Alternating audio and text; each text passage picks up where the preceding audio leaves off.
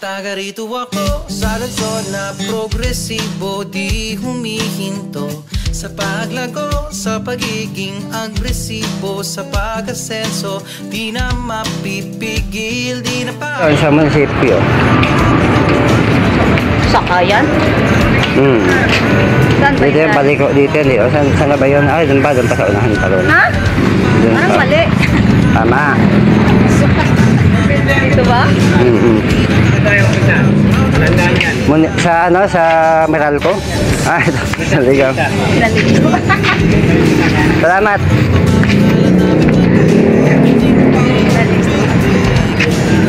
Saan dyan? Dito yata. Ay, saan ba? Ito ata. Ah, dito ba? Sa Meralco. Kakalito eh. Kaya medyo naligaw kami sa mga kalsada rito. Napapunta kami ng Meralco. Ano nga na dyan? Bumili lang yan ng okra. Maliliit na kali. Ayun, bumili kami ng okra, oh. Okratik. O, dati, madapa ka rin. Papakita ko sa inyo yung ano, maliliit na kalsada ng Pilipinas, no? Yan, ganito. Yung maliliit na kalsada sa Pilipinas. Dito ba? Tama ba? Ayan, dito.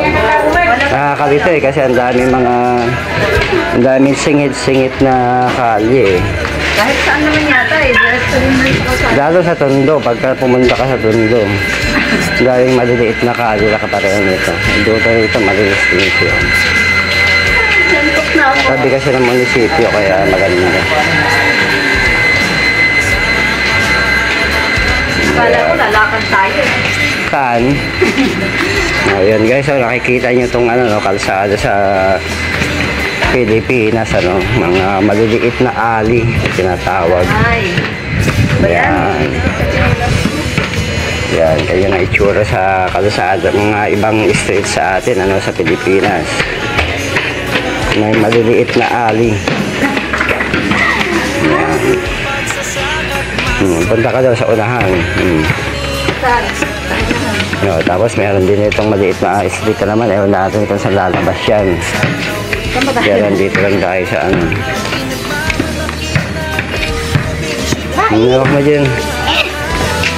Yan, yung mga street ano, graffiti. Oh. Ang ganda ng mga street graffiti rito.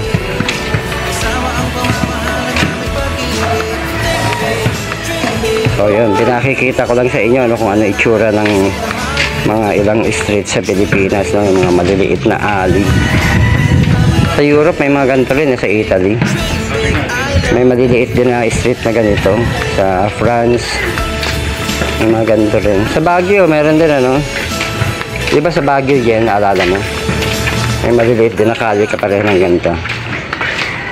Mga singit-singit sa Baguio. Sa Baguio naman, Nakapunta ka na rin yung mga street sa Baguio, yung masisikip din na kalsada. akyatin Kali. naman yun. Nakakapagod. Oo, taas baba ang daan sa Baguio. Siyempre, nakapunta. Pero magagaling ang driver sa Baguio. Pwedeng hindi ako nakapunta. Nagagaling ang driver sa Baguio kahit taas baba yung kalsada na ron, lalakas sa sasakyan. Siyempre, sanay na sila eh. Kahit paatras Ayan. yan.